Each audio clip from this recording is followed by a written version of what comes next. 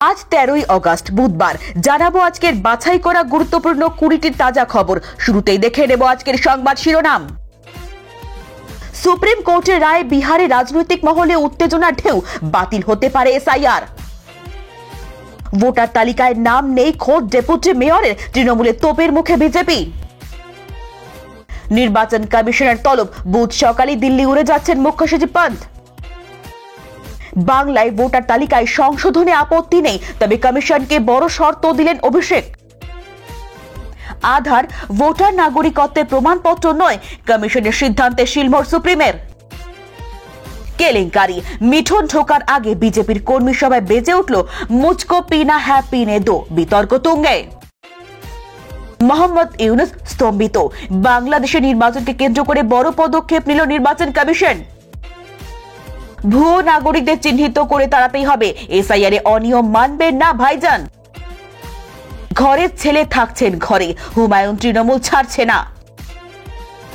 ভিত্তিহীন অভিযোগ, অভয়ার বাবাকে আইনি নোটিশ কুণালের। ইউনুস বাড়াবাড়ি করতেই বড় পদক্ষেপ ভারতের, চাপ বাড়ল বাংলাদেশের। দিল্লি যাওয়ার আগে পদত্যাগের ইঙ্গিত, অভিষেকের তোলপাড় রাজনীতি। মোদির কেন্দ্রেই ভোটে ব্যাপক কারচুপি, 50 জনের বাবার নাম এক, আরো সব বিস্ফোরক গোলমাল। ভোটার তালিকায় কেন গরমিল, অভিষেকের দাবি এফআইআর দায়ের করা হোক প্রাক্তন নির্বাচন কমিশনার রাজীব কুমারের নামে। মন্ত্রিসভা জরুরি বৈঠক মমতার, জল্পনা নতুন রদবদল নিয়ে। ভারতকে পরমাণু হুমকি পাকিস্তানের, ইসলামাবাদকে পাল্টা জবাবে কি জানালো নয়াদিল্লি। দিল্লিতে মোদি কল্যাণ সাক্ষাৎ, তৃণমূল সাংসদকে কি বললেন প্রধানমন্ত্রী। মোহাম্মদ ইউনুস স্তম্ভিত, বাংলাদেশের নির্বাচনকে কেন্দ্র করে বড় পদক্ষেপ নিল নির্বাচন কমিশন। 32,000 শিক্ষকের চাকরি বাঁচার সম্ভাবনা প্রায় নেই, 21শে আগস্ট সিদ্ধান্ত নেবে হাইকোর্ট। আমাদের পাড়া আমাদের সমাধান প্রকল্পে নিয়ম বদল, নয়া নির্দেশ দিলেন খোদ মুখ্যমন্ত্রী। ভোটার লিস্টে নাম নেই মা বাবার, বনগাঁও উত্তরের বিজেপি বিধায়কের ইস্তফার দাবি মতুয়া মহাসংঘের।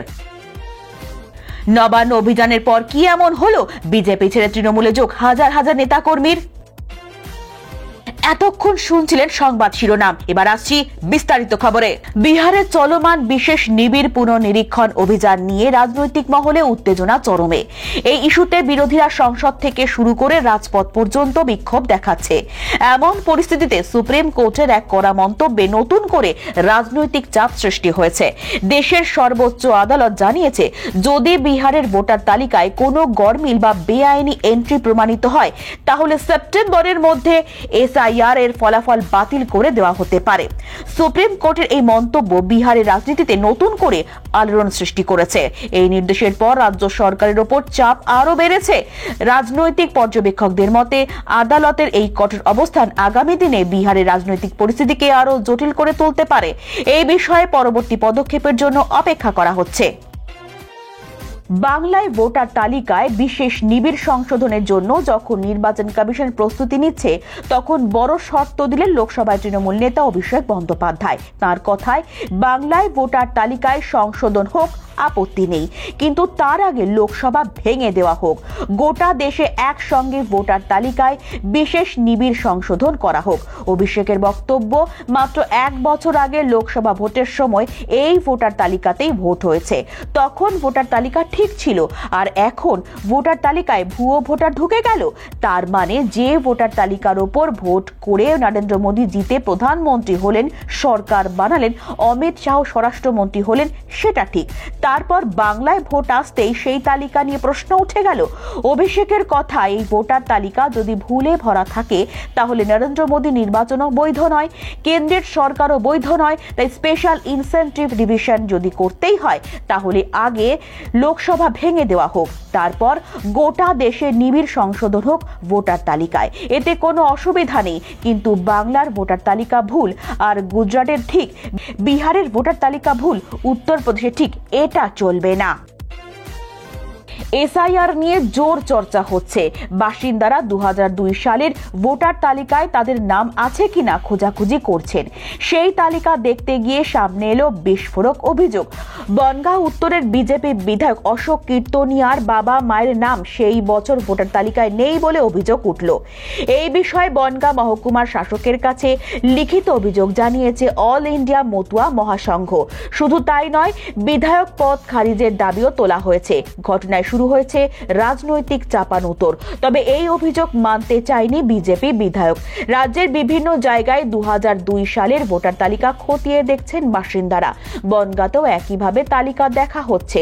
অভিযোগ উঠেছে, বনগাঁ ব্লকের ঘাট বাউর অঞ্চলে 354 নম্বর তালিকায় স্থানীয় বিজেপি বিধায়কের বাবা মায়ের ছবি নেই, অথচ ওই ভোটার তালিকায় নাম আছে অশোক কীর্তনিয়ার। বেআইনিভাবে অশোক কীর্তনিয়া ভোটার তালিকায় নাম তুলেছেন। 2011 সালের বনগাঁ পুরসভায় গান্ধীপল্লী এলাকায় তাদের নাম রয়েছে। এই অভিযোগ তুলে বিক্ষোভে নেমেছে মতুয়া মহাসংঘের বনগাঁ শাখার সদস্যরা। শুধু তাই নয়, এই বিষয়ে বনগাঁ মহকুমা শাসকের কাছে লিখিত অভিযোগও দায়ের করা হয়েছে। এদিন মহকুমা শাসকের দপ্তরের সামনে সংঘের তরফে বিক্ষোভও দেখানো হয়। মতুয়া মহাসংঘের বনগাঁ শাখার সম্পাদক প্রসেনজিৎ বিশ্বাস বলেন, নির্বাচন কমিশনের প্রকাশ করা 2002 সালের ভোটার লিস্টে বিজেপি অশোক কীর্তনিয়ার নাম থাকলেও তার মা বাবার নাম নেই। তারপর অনেক খোঁজাখুঁজির পর 2011 সালের ভোটার লিস্টে তার বাবা মায়ের নাম দেখতে পাই। তিনি একজন বাংলাদেশি অনুপ্রবেশকারী হয়ে কিভাবে আইনসভার সদস্য হতে পারেন? তিনি আরও বলেন, আমরা জেলা শাসকের কাছে ডেপুটেশন জমা দিয়েছি। অবিলম্বে তাঁর বিধায়কের পদ থেকে ইস্তফা ও আইনানুগ ব্যবস্থার দাবি করছি। যদিও সমস্ত অভিযোগ অস্বীকার করেছেন বিজেপি বিধায়ক। তিনি বলেন, তাঁর বাবা 1950 সালে বাংলাদেশ থেকে এসেছেন, সমস্ত কাগজপত্র রয়েছে। 1993 সালে মা বাবার ভোটার লিস্টে নাম ওঠে। তিনি আরও বলেন, এবার কেন 2002 সালে ওঠেনি সেই সময়কার বাম নেতৃত্বরা জানেন। এসবই তৃণমূলের আমাকে বিরক্ত করার পরিকল্পনা। তারা তাদের কাজ করবে, আমি আমার কাজ করব। এই বিষয়ে তৃণমূল বনগাঁ সাংগঠনিক জেলা সভাপতি বিশ্বজিৎ দাস বলেন, 2002 সালে অশোক কীর্তনিয়ার নাম আছে, কিন্তু তার বাবা মায়ের নাম নেই কেন? এই উত্তর বিধায়ক ও বিজেপিকে দিতে হবে। এমন ঘটনা প্রথম দেখলাম যে মা বাবার আগে সন্তান ভোটার হয়ে যাচ্ছে। বিজেপি বাংলায় এনআরসি সিএ এর নামে চক্রান্তের সৃষ্টি করছে। বিজেপি বনগাঁ সাংগঠনিক জেলা সভাপতি বিকাশ ঘোষ বলেন, যতদূর জানি অশোক কীর্তনিয়ার বাবা 1960 সাল থেকে 65 সালের মধ্যে এদেশে এসেছেন। 1993 সালে ভোটার কার্ডে তাদের নাম ওঠে। এই অভিযোগ সম্পূর্ণ ভিত্তিহীন। আধার কার্ড কেবল ব্যক্তির পরিচয়পত্র হতে পারে, কিন্তু কখনোই এটি ব্যক্তির নাগরিকত্বের প্রমাণপত্র হিসেবে গণ্য হতে পারে না। এই মর্মে আগেই দাবি জানানো হয়েছিল নির্বাচন কমিশনের তরফ থেকে। এবার এই মর্মে সায় দিল খোদ সুপ্রিম কোর্টও। এখনো পর্যন্ত বিহারের এসআইআর কে কেন্দ্র করে বহু মামলা জমা পড়েছে আদালতে। এই সংক্রান্ত একটি মামলারই শুনানি ছিল আজ মঙ্গলবার। সেখানে বিচারপতি সূর্যকান্তার নেতৃত্বাধীন ডিভিশন বেঞ্চ কমিশনের মতে সায় দিয়ে জানিয়ে দিলেন, নির্বাচন কমিশন ঠিক, আধার কার্ডকে নাগরিকত্বের চূড়ান্ত পরিচয়পত্র হিসেবে গ্রহণ করা যায় না। বিহারে ভোটার তালিকায় নিবিড় সংশোধনী প্রক্রিয়া চলাকালীন 11টি নথি নাগরিকত্বের প্রমাণপত্র হিসেবে উল্লেখ করেছিল কমিশন। কিন্তু বহু ক্ষেত্রেই দেখা গিয়েছিল কমিশনের দেয়া ওই 11টি নথির মধ্যে একটিও নেই কিছু কিছু ভোটারের। আর এই নেই তালিকায় থাকা অধিকাংশ ভোটারই দারিদ্র্য সীমার নিচে অবস্থান করা প্রান্তিক মানুষ। আর ওই 11 নথি দেখতে না পারার কারণে যাদের মধ্যে অনেকেরই নাম বাদ গিয়েছে ভোটার তালিকা থেকে।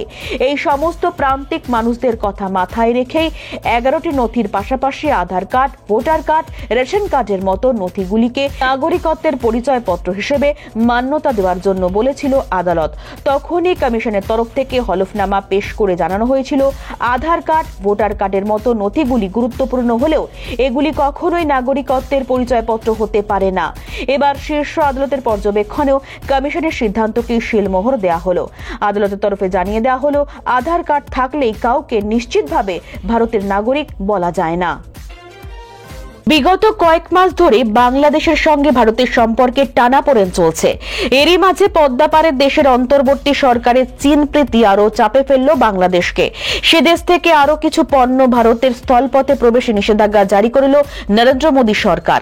ভারতের এই সিদ্ধান্তে বিপাকে পড়লেন বাংলাদেশের অন্তর্বর্তী সরকারের প্রধান উপদেষ্টা মোহাম্মদ ইউনূস।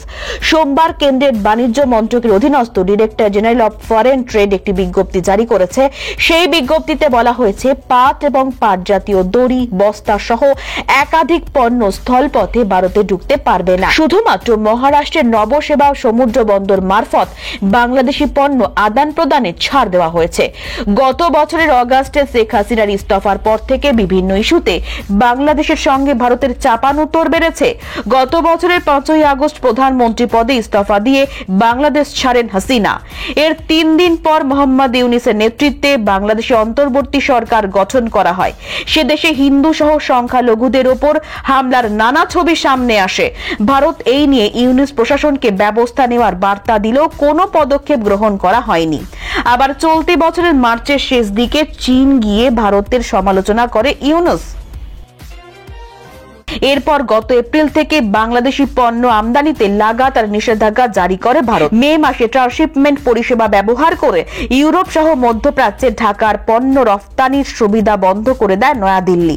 এবার স্থলপথে বাংলাদেশের একাধিক পণ্য প্রবেশে নিষেধাজ্ঞা জারি করল ভারত। বিশেষজ্ঞরা বলছেন, ইউনূসের চীন প্রীতি ভারত যে ভালো চোখে দেখছে না, একের পর এক সিদ্ধান্তে বুঝিয়ে দিল কেন্দ্র। 2011 সালে বিধানসভা নির্বাচনের আগে ইন্ডিয়ান সেকুলার ফ্রন্ট বা আইএসএফ তৈরি করেছিল ফুরফুরা শরীফের পীরজাদা আব্বাস সিদ্দিকী, কিন্তু তিনি রাজনীতিতে নামেননি। ভাই নওশাদ সিদ্দিকী ভাঙড়ের বিধায়ক হয়েছেন। দীর্ঘদিন রাজনীতি নিয়ে মুখ খোলেননি আব্বাস সিদ্দিকী তথা ভাইজান। মঙ্গলবার ভোটার তালিকায় বিশেষ নিবিড় সংশোধন বা এসআইআর ইস্যুতে বিজেপি তৃণমূলকে একযোগে নিশানা করেছেন আব্বাস। ইন্ডিয়ান এক্সপ্রেস বাংলাকে তিনি বলেন, চরম অন্যায় করছে এই দুই দল। আব্বাস সিদ্দিকী বলেন, এর আগে স্বাধীনতার পর থেকে সম্ভবত 13 বার এসআইআর হয়েছে। এতে আমার ভারতীয়দের ক্ষতি কোনো দিন হয়নি। আমরা যারা ভারতীয়, আমরা নিরাপদে থাকি। তবে ভিন্ন দেশ থেকে মানুষ এলে নকল পরিচয়পত্র করে দেওয়া অন্যায়। তাকে চিহ্নিত করে দেশ থেকে বের করে দিতে হবে। তিনি আরো বলেন, দেশের মানুষের জন্যই এটা দরকার। সে যেই হোক, আমার দেশে আমার দেশবাসী থাকবে।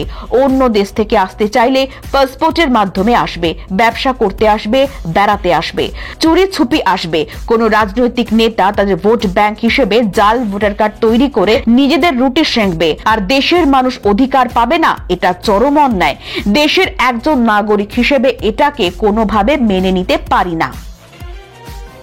সিন্ধু জলচুক্তি স্থগিত রাখায় ভারতের বিরুদ্ধে ফের যুদ্ধের হুঙ্কার ছেড়েছেন পাকিস্তানের প্রাক্তন বিদেশমন্ত্রী বিলওয়াল ভুট্টো। প্রধানমন্ত্রী নরেন্দ্র মোদীর বিরুদ্ধে সব পাকিস্তানিকে এক হওয়ার আহ্বান জানিয়েছেন তিনি।